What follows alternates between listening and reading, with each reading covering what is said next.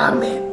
Sama-sama taruh tangan kanan kita di dada, saudara yang dikasih dalam Tuhan. Di rumah kita masing-masing sama-sama bilang sama saya, hidup saya milik Tuhan. Sama-sama bilang sama saya ada untuk menyembah Tuhan. Amin.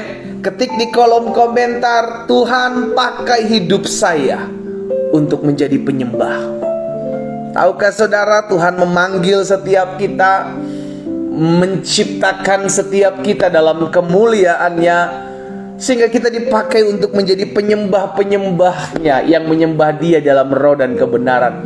Karena itu jelas firman Tuhan katakan di hari-hari terakhir ini Allah akan mencari penyembah-penyembah yang menyembahnya di dalam roh dan kebenaran. Dan kita bersyukur kita ada dalam hadirat Tuhan. Kita bersyukur kita diberikan kesempatan. Sekalipun sampai hari ini kita diperhadapkan dengan badai, sekalipun sampai hari ini kita masih diperhadapkan dengan jalan-jalan yang belum kita lihat terbuka, tetapi kita mau tetap ambil keputusan, saya ada untuk menjadi penyembah-penyembah Tuhan. Karena ketika kita menyembah Tuhan, kita diberikan kekuatan. Ketika kita menyembah Tuhan, kita diberikan penghiburan. Ketika kita menyembah Tuhan, maka kita lihat ada campur tangan Tuhan dalam kehidupan setiap kita. Sekali lagi sama-sama bilang sama saya ada untuk menyembah Yesus sebagai Tuhan dan Juru Selamat.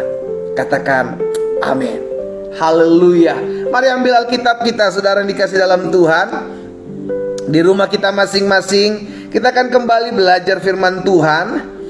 Kita sudah ada dalam Imamat pasalnya yang ke-12. Dalam Imamat pasalnya yang ke-12, di ayat pertama sampai dengan ayat yang ke-8, ya. Imamat pasalnya yang ke-12, ayat pertama sampai dengan ayat yang ke-8. Demikian firman Tuhan. Tuhan berfirman kepada Musa demikian, katakanlah kepada orang Israel sebagai apabila seorang perempuan bersalin dan melahirkan anak laki-laki, maka najislah ia selama 7 hari, sama seperti pada hari-hari ia bercemar kain ia najis. Dan pada hari yang ke-8 haruslah dikerat daging kulit khatan anak itu. Selanjutnya 33 hari lamanya perempuan itu harus tinggal menantikan pentahiran dari darah nifas.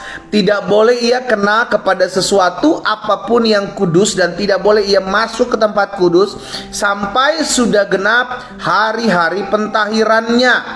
Ayat 5. Tetapi jika ia melahirkan anak perempuan, maka najislah ia selama 2 minggu, sama seperti pada waktu ia bercemar kain. Selanjutnya 66 hari lamanya ia harus tinggal menantikan pentahiran dari darah nifas. Bila sudah genap hari-hari pentahirannya, maka untuk anak laki-laki atau anak perempuan haruslah dibawanya seekor domba berumur setahun sebagai korban bakaran, dan seekor anak burung merpati atau burung tekukur sebagai korban penghapus dosa ke pintu kemah pertemuan, dengan menyerahkannya kepada imam. Ayat 7. Imam harus mempersembahkannya ke hadapan Tuhan dan mengadakan pendamaian bagi perempuan itu. Demikianlah perempuan itu ditahirkan dari leleran darahnya. Itulah hukum tentang perempuan yang melahirkan anak laki-laki atau anak perempuan. Ayat 8. Tetapi jika ia tidak mampu, ya, untuk menyediakan seekor kambing atau domba, maka haruslah ia mengambil 2 ekor burung tekukur atau 2 ekor burung anak burung merpati, yang seekor sebagai korban bakaran dan seekor lagi sebagai korban penghapus dosa. Dan imam harus mengadakan pendamaian bagi perempuan itu, maka tahirlah ia. Saudara yang dikasih dalam Tuhan, Tuhan menyampaikan kepada Musa untuk disampaikan kepada bangsa Israel, secara khusus kepada perempuan-perempuan yang baru saja melahirkan. Ada perbedaan antara anak laki-laki jika perempuan itu melahirkan anak laki-laki dan jika perempuan itu melahirkan anak perempuan. Anak perempuan agak sedikit lebih lama, saudara yang dikasih dalam Tuhan ya. Tetapi di balik semuanya itu, baik laki-laki maupun perempuan, maka mereka harus ditahirkan. Sama-sama bilang sama saya, ditahirkan. Ya, baik anak laki-laki maupun anak perempuan yang dilahirkan oleh perempuan-perempuan Israel, maka mereka harus ditahirkan. Ada masanya di mana mereka tetap harus masuk dalam pentahiran. Tujuannya apa? Karena inilah kerinduan Tuhan, saudara yang dikasih dalam Tuhan, agar setiap kita, bukan hanya bangsa Israel pada saat itu, tapi setiap kita menerima pentahiran. Sama-sama bilang sama saya, hidup saya harus ditahirkan. Sama-sama bilang sama saya, hidup saya harus dibersihkan. Nah, itulah kerinduan Tuhan, sehingga setiap anak-anak Tuhan yang mencari Tuhan, beribadah kepada Tuhan, itu dibersihkan, itu ditahirkan. Kenapa? Karena kembali Allah adalah kudus, Allah adalah suci, manusia adalah berdosa. Tidak bisa manusia datang kepada Tuhan kalau tidak terlebih dahulu ditahirkan, dibersihkan. Karena Allah dalam kekudusannya tidak bisa didatangi oleh manusia yang memang sudah jatuh di dalam dosa. Itu sebabnya ketika perempuan-perempuan Israel melahirkan, maka ada masa, ada jeda di mana mereka harus mentahirkan diri mereka, dan setelah itu mereka mempersembahkan korban. Nah, apa yang kita dapat pelajari di sini, saudara yang dikasih dalam Tuhan, bahwa setiap kita, Tuhan mau ketika kita datang kepada Tuhan, hidup kita dibersihkan. Sama-sama bilang sama saya harus dibersihkan. Setiap kita yang datang kepada Tuhan, hidup kita harus ditahirkan, harus dimurnikan. Karena Allah adalah terang. Ketika kita manusia datang kepada Tuhan, maka hidup kita akan diterangi. Sehingga tidak ada lagi yang tersembunyi, tidak ada lagi, karena semua akan disingkapkan. Makanya penulis Ibrani katakan dalam Ibrani 10 ayat 22 bilang begini, perhatikan. Karena itu marilah kita menghadap Allah dengan hati yang tulus ikhlas dan keyakinan iman yang teguh, oleh karena hati kita telah dibersihkan. Sama-sama taruh tangan kanan kita di dada. Sama-sama bilang sama saya, hati saya perlu dibersihkan. Amin. Itu sebabnya kenapa kita perlu mendengarkan firman Tuhan setiap hari. Karena Tuhan Yesus bilang, firman kamu memang sudah bersih oleh karena firman yang kukatakan kepadamu. Jadi firman Tuhan adalah membersihkan setiap karakter kita. Firman Tuhan membersihkan sikap hati kita. Firman Tuhan membersihkan cara kita berpikir. Firman Tuhan membersihkan setiap pengambilan keputusan kita. Dibersihkan. Karena itu, marilah kita menghadap Allah dengan hati yang tulus ikhlas dan keyakinan iman yang teguh, oleh karena hati kita telah dibersihkan dari hati nurani yang jahat. Jadi ketika kita datang kepada Tuhan, Tuhan kasih kita hati yang baru. Aku akan memberikan kepadamu hati yang baru, hati yang taat, sehingga aku menjadi Allahmu, kata Tuhan, dan engkau menjadi umatku. Tuhan mau setiap kita dibersihkan hati kita dari hati nurani yang jahat, hati yang tidak memiliki belas kasihan, diganti dengan hati yang baru. Kapan? Pada saat kita datang kepada Tuhan, memberikan diri dan hidup kita kepada Tuhan, hatimu diberikan hati yang baru.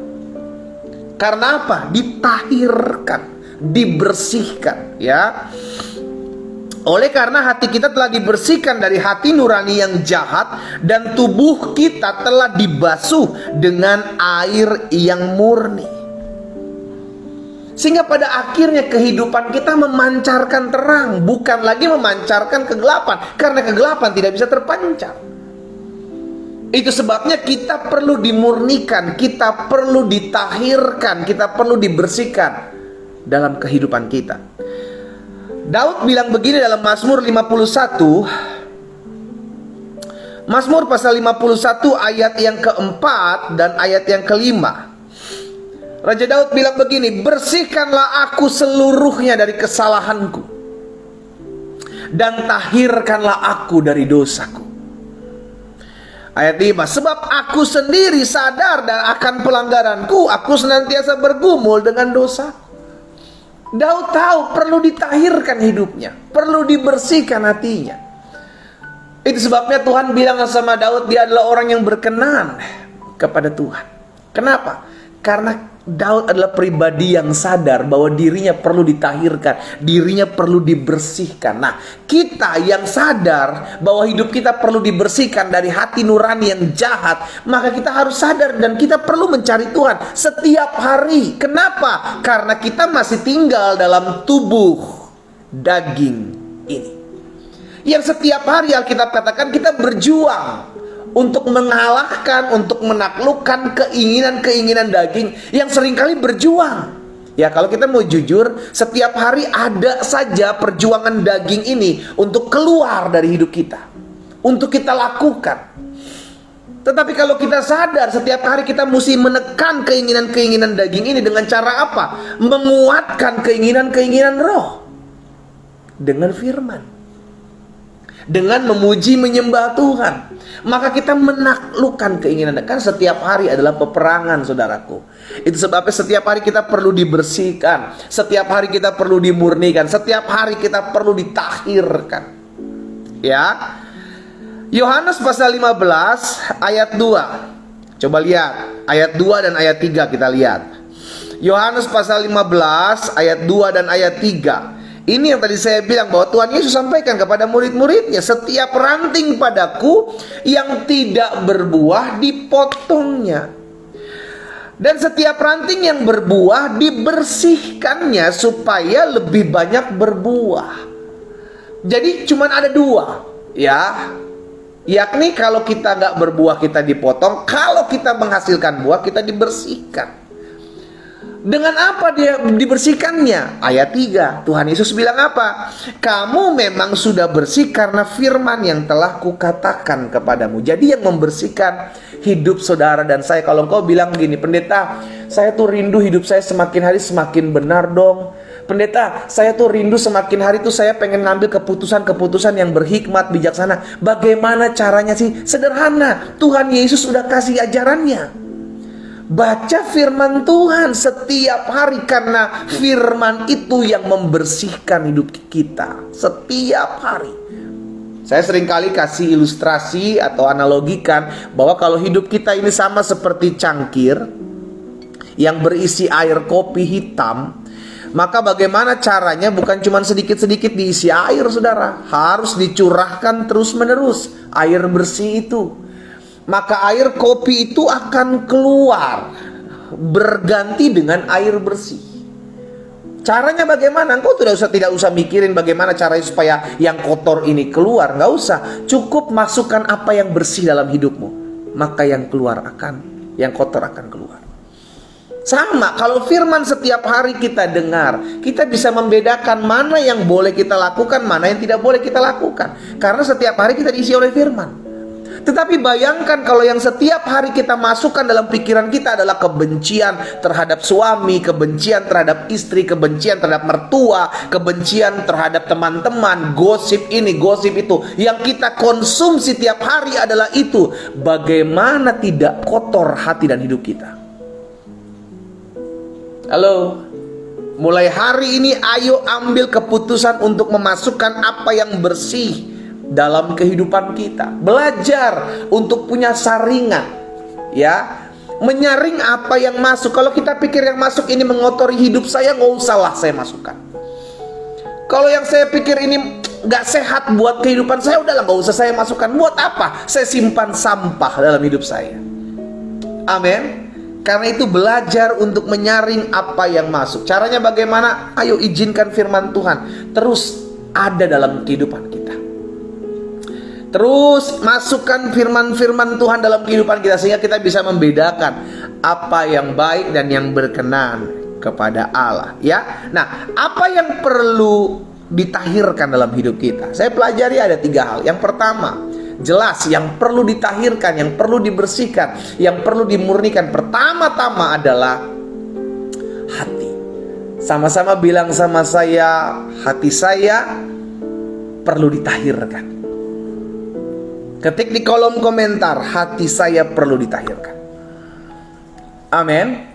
Kenapa hati kita perlu ditahirkan? Karena Alkitab katakan, jagalah hatimu dengan segala kewaspadaan. Waspada banget gitu loh. Istilah hati kita itu barang yang gampang pecah. Kita jaga baik-baik supaya jangan sampai hati kita itu terkontaminasi dengan keadaan di luar, terkontaminasi dengan perkataan orang terhadap kita. Itu gampang sekali terkontaminasi. Salah satunya contohnya adalah Saul. Dengan perkataan-perkataan perempuan yang bernyanyi berbalas-balasan, Saul mengalahkan beribu-ribu, tetapi Daud berlaksa-laksa. Hatinya Saul runtuh, luluh. Kenapa runtuh, luluh? Karena perkataan-perkataan itu yang membuat akhirnya Saul mulai berpikir imajinasi yang jahat. Jangan-jangan Daud mau mengambil kedudukanku. Hanya oleh karena tidak menjaga hatinya terhadap perkataan. Saudaraku, di luar kita ya, di luar kita ada begitu banyak perkataan-perkataan yang seringkali membuat kita terintimidasi.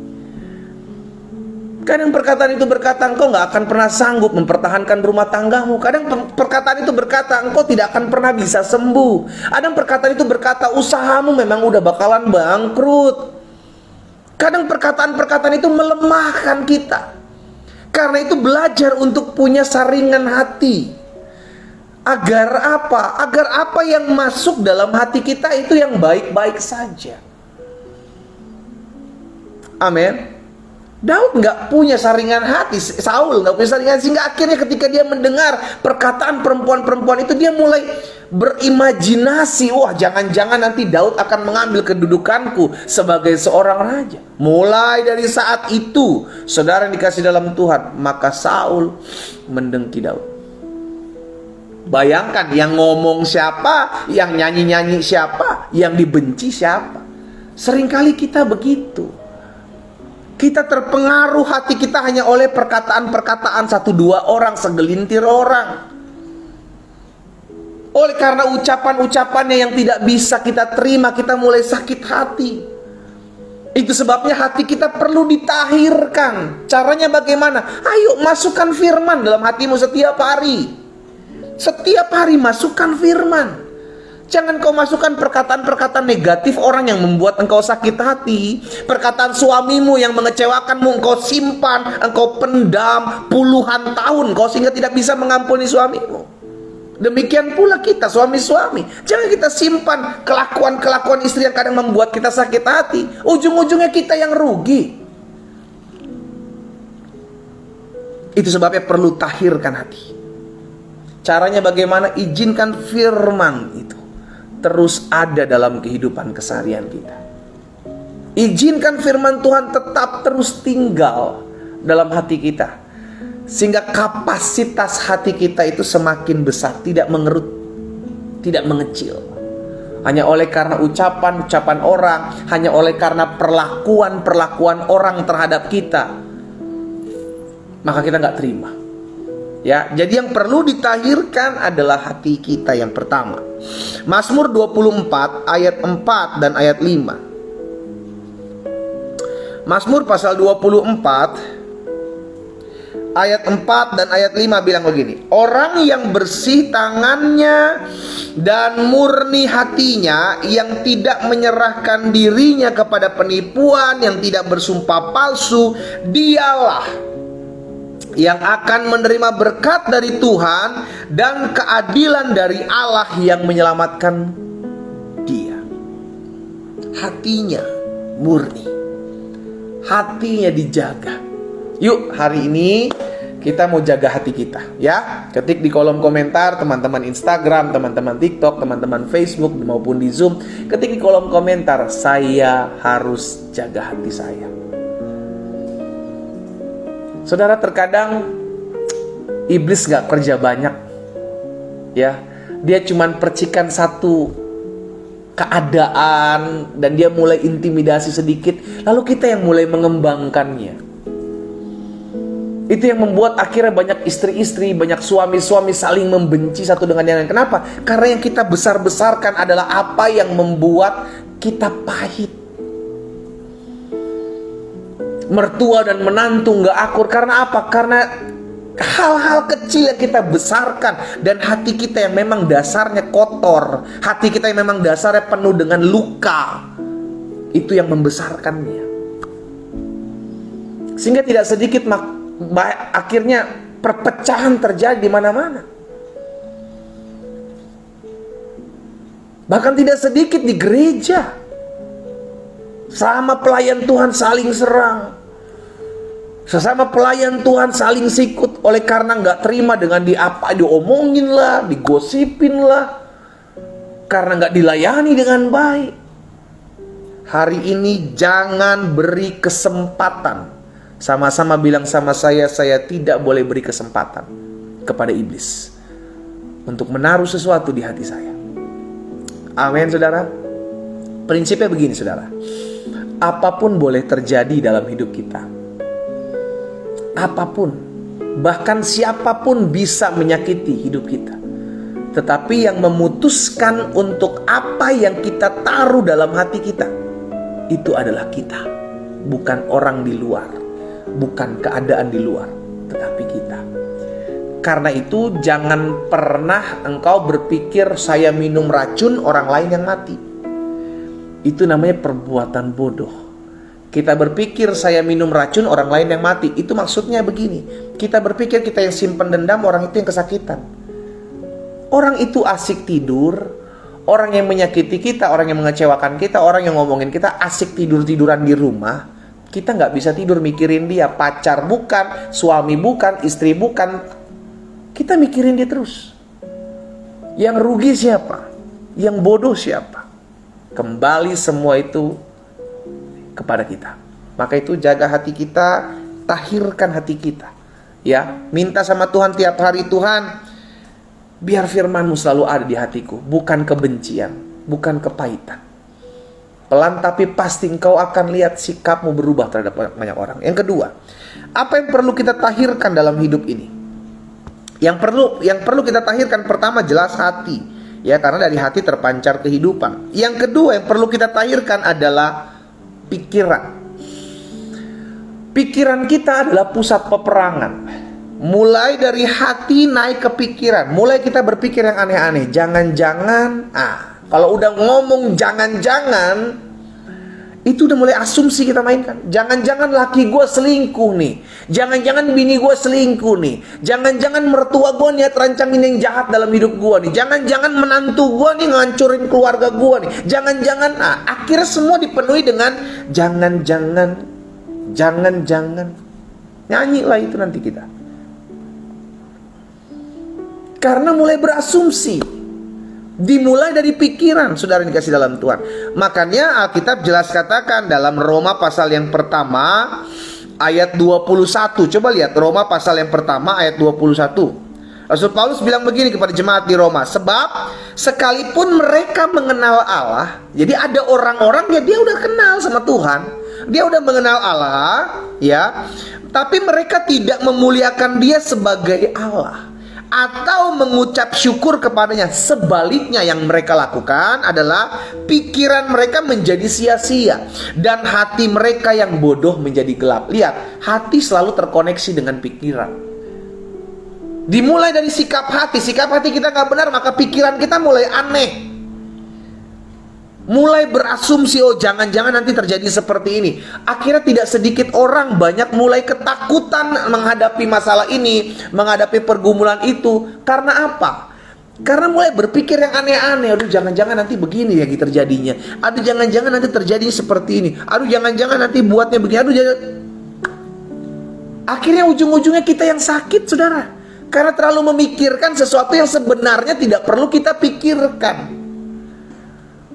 Ketik di kolom komentar, jangan memikirkan apa yang tidak perlu aku pikirkan. Ketik kolom komentar. Karena ada banyak dari kita sebenarnya tidak perlu memikirkan hal tersebut, tapi kita mikirin dan akhirnya kita stres sendiri. Kita stres sendiri, kita khawatir sendiri. Tuhan Yesus bilang begini, kesusahan sehari cukuplah untuk hari ini, cukuplah untuk sehari. Dengan kata lain, saudara dikasih dalam Tuhan, kalau lu besok terlalu stres, maka itu ngerugiin diri lu sendiri. Karena itu firman Tuhan ngajarin, kesusahan hari ini cukup untuk hari ini. Mikirin aja hari ini, bagaimana supaya saya menjalani hari ini. Besok ada Tuhan yang menyertai saya. Nah, terkadang pikiran kita yang membuat kita takut, membuat kita panik. Kalau engkau tidak bisa menjaga suamimu, Bu, engkau tidak bisa menjaga istrimu, Pak, 24 jam non-stop, doakan dia. Jangan engkau takut, oh jangan dia di mana ya sekarang ya? Aduh, dia lagi sama siapa ya sekarang ya? Doakan dia, Tuhan jaga suamiku, Tuhan jaga istriku, Tuhan jaga anak-anakku, sehingga kita nggak takut berlebihan, overthinking. Iya kan, ujung-ujungnya stres sendiri, ujung-ujungnya kita takut sendiri, panik sendiri gitu. Dimulai dari pikiran. Jadi minta sama Tuhan tiap hari, Tuhan basuh pikiranku, sehingga apa yang ada di pikiranku adalah apa yang baik, apa yang benar, apa yang berkenan kepada Tuhan, apa yang patut dipuji. Itu yang ada di dalam pikiranku dalam aku mengiringi Tuhan. Ya, tundukkan pikiranmu, taklukkan pikiranmu terhadap firman Tuhan. Jadi yang pertama yang perlu ditahirkan dalam kehidupan kita, dalam kita mengiring Tuhan, hati. Ya, ingat, jaga hati dengan segala kewaspadaan. Yang kedua yang perlu ditahirkan setiap hari dalam pikiran adalah pikiran kita. Biar pikiran kita terus memikirkan apa yang baik, apa yang memuliakan Tuhan. Ya, pikirkan pikiran-pikiran yang membangun, bukan yang melemahkan, bukan yang menakutkan, tapi yang membuat kita berani melangkah. Dan yang ketiga, yang terakhir, apa yang perlu ditahirkan dalam kehidupan kita adalah perkataan-perkataan kita. Ya, ini penting saudara dikasih dalam Tuhan, karena perkataan kita bisa menguatkan orang, ya. Atau yang kedua, perkataan kita bisa melemahkan orang. Kita mau dipakai oleh siapa?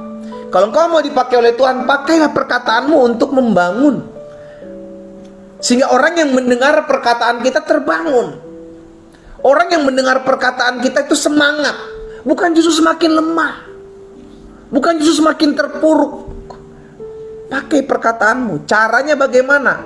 Belajar untuk melatih dirimu. Ucapkan firman. Makanya Tuhan bilang sama Yosua kan, iya kan? Janganlah engkau lupa memperkatakan kitab Taurat ini. Perkatakan. Sama-sama taruh tangan kanan kita di dada. Sama-sama bilang sama saya, mulai hari ini saya mau memperkatakan firman Tuhan. Ayo ketik di kolom komentar, saya mau memperkatakan firman Tuhan. Jangan kau katakan perkataan-perkataanmu, kelemahan-kelemahan istrimu, kelemahan-kelemahan suamimu. Engkau berkata, dasar suami gak tahu diatur, gini. Wah, semua selesai, saudara. Akhirnya ribut cuma gara-gara perkataan. Perkataan sia-sia. Ya, lihat Efesus 4 ayat 29, ayat terakhir. Efesus pasal 4 ayat 29. Dalam Efesus pasal 4 ayat 29 firman Tuhan bilang begini, saudara. Janganlah ada perkataan kotor keluar dari mulutmu, tetapi pakailah perkataan yang baik untuk apa? Membangun. Di mana perlu, supaya mereka yang mendengarnya beroleh kasih karunia. Saya mengajak setiap umat Tuhan yang olehnya Tuhan percayakan saya layani setiap pagi dalam doa pagi online ini. Ayo mulai hari ini, engkau suami-suami, engkau istri-istri, engkau orang-orang muda, engkau mertua-mertua, menantu-menantu, mulai hari ini. Yang pertama, tahirkan hatimu. Yang kedua, tahirkan pikiranmu. Yang ketiga, tahirkan perkataanmu. Lakukan itu, maka engkau akan lihat ada perubahan-perubahan yang dahsyat terjadi dalam kehidupanmu. Kenapa? Karena ketika Roh Kudus itu dalam kehidupan kita, maka Dia akan memimpin kita, menuntun kita, mengarahkan kita dalam seluruh jalan-jalannya yang sempurna, sehingga memampukan kita untuk jaga hati, memampukan kita untuk tetap terus memiliki pikiran yang terkontrol kepada kuasa Tuhan, dan ucapan-ucapan yang memberkati banyak orang, sehingga kehidupan kita boleh menjadi berkat dan nama Tuhan dipuji dan dipermuliakan. Kita berdoa, kita datang kepada Tuhan. Bapak, terima kasih buat pagi hari ini. Kami mengucap syukur karena kasih setia Tuhan itu yang menopang kami, itu yang menolong kami. Bapak, hamba menyerahkan setiap umat-Mu satu persatu ke dalam tangan-Mu yang kuat. Sebab hamba percaya hidup kami ada dalam tangan Tuhan. Hidup kami ada dalam pemeliharaan Tuhan. Tuhan yang menyertai kami, Tuhan yang menjaga kami, Tuhan yang menolong kami untuk kami memampukan diri kami dengan kuasa dari tempat yang maha tinggi untuk senantiasa menjaga hati, menjaga pikiran, menjaga tutur kata kami. Karena untuk itulah kami ada ya Tuhan, yakni untuk mempermuliakan nama Tuhan. Hamba berdoa di dalam nama Tuhan Yesus, biarlah kasih karunia Tuhan terus menopang kehidupan kami, sehingga dalam kami mengiring Tuhan, kami senantiasa didapati Tuhan berkenan. Hamba berdoa buat setiap umat Tuhan yang hari-hari ini mungkin sedang mengalami sikap hati yang tidak benar di hadapan Tuhan. Mungkin mereka masih menyimpan luka, mungkin mereka masih menyimpan hati yang penuh dengan kebencian, dendam. Mungkin mereka masih sakit hati terhadap pasangan mereka, suami atau istri mereka, atau mungkin terhadap mertua dan menantu mereka. Pagi hari ini bukan suatu kebetulan kami boleh bersama-sama berkumpul Tuhan. Kami percaya ada campur tangan Tuhan. Kami percaya ada kuasa Tuhan. Kami percaya ada lawatan Tuhan dinyatakan pagi hari ini, sehingga hati setiap kami pagi hari ini ditahirkan di dalam nama Yesus. Tuhan, kami berdoa, berikan kami hati yang baru, hati yang lemah lembut, hati yang dipenuhi dengan belas kasihan Tuhan, di dalam nama Yesus, di dalam nama Yesus. Bahkan biarlah perkataan kami ditahirkan, perkataan kami membangun, bahkan pikiran kami tidak overthinking, tapi pikiran kami dituntun dan diarahkan dalam seluruh jalan-jalan Tuhan. Bapa, hamba berdoa pagi hari ini juga menyerahkan ke dalam tangan Tuhan, buat setiap pergumulan umat Tuhan dimanapun mereka berada ya Tuhan. Campur tangan Tuhan kami perlukan dalam hidup kami, sehingga apapun yang kami kerjakan dibuat tangan Tuhan berhasil. Hamba berdoa secara khusus dalam nama Yesus, kalau ada dalam kolom-kolom komentar yang pagi hari ini mereka menaikkan doa-doa mereka, Bapak, kami satukan hati kami, sepakat berdoa dalam nama Yesus. Biar Engkaulah Tuhan yang memberkati dan mendengar setiap apa yang menjadi seru doa dari kami anak-anak-Mu. Kami percaya ketika kami meminta di dalam nama Yesus kepadamu ya Tuhan Yesus, maka Engkaulah Allah yang menyediakan, Engkaulah Allah yang mengadakannya di dalam nama Tuhan Yesus. Terima kasih Bapa. Hamba berdoa buat rumah tangga dari anak-anak Tuhan. Tuhan berkati, Tuhan pelihara, Tuhan jaga, Tuhan sertai, Tuhan pulihkan jika ada rumah tangga yang hari-hari ini sedang goncang. Tuhan pegang kendali di dalam nama Yesus. Bahkan hamba berdoa juga kalau ada dari mereka yang hari-hari ini sedang mengalami kelemahan tubuh. Oh, kami percaya dalam nama Yesus ada mujizat. Kami percaya di dalam nama Yesus ada kuasa kesembuhan, dan kami terima dengan iman di dalam nama Yesus. Kami yang sakit pagi hari ini sudah dijamah dan disembuhkan Tuhan dalam nama Yesus Kristus Tuhan. Kami terima kuasa Tuhan, kami terima kesembuhan, kami terima mujizat Tuhan. Terima kasih Bapa yang baik. Kami juga berdoa ya Tuhan buat anak-anak Tuhan yang hari-hari ini ekonominya sedang tergoncang. Hamba berdoa karena hamba percaya Engkaulah Tuhan Yehova Jireh, Engkau Allah yang menyediakan. Kami satukan hati kami berdoa di dalam nama Tuhan Yesus Kristus. Biar Engkaulah Tuhan yang memberkati setiap anak-anak-Mu dalam apa yang menjadi keperluan kebutuhan mereka. Diberkatilah oleh Tuhan, sehingga mereka anak-anak Tuhan yang mengandalkan Tuhan tidak kekurangan suatu apapun yang baik dalam kami mengiring Tuhan di dalam nama Tuhan Yesus. Terima kasih Bapa. Pagi hari ini hamba menyerahkan umat-Mu satu persatu ke dalam tangan Tuhan yang kuat. Hamba percaya setiap kami sudah mengalami lawatan Tuhan. Bapak berkati juga setiap orang-orang muda di mana-mana tempat mereka berada. Tuhan jaga hidup mereka, jaga hati mereka, jaga pergaulan mereka Allah. Jauhkan mereka dari segala yang jahat, jauhkan mereka daripada segala apapun bentuk yang membuat mereka jauh dari Tuhan. Hamba berdoa dalam nama Yesus, kuasa Tuhan memulihkan, menjamah setiap hati orang-orang muda yang ada. Memberkati juga ya Bapa, setiap pekerjaan, usaha, studi mereka diberkati Tuhan. Kalau ada di antara mereka yang hari-hari sedang mencari pekerjaan, demi nama Yesus, Tuhan bukakan lapangan pekerjaan bagi mereka, sehingga mereka lihat campur tangan Tuhan. Tuhan lihat hati yang mengandalkan Tuhan, hati yang menaruh harapan kepada Tuhan, tidak akan pernah dikecewakan. Berkati juga ya Tuhan Yesus orang-orang muda ini yang mungkin sedang mencari pasangan hidup. Tuhan buka jalan, Tuhan pertemukan mereka dengan pasangan hidup yang berasal daripada Tuhan, yang takut akan Tuhan Yesus, mencintai Tuhan Yesus, mengasihi Tuhan Yesus.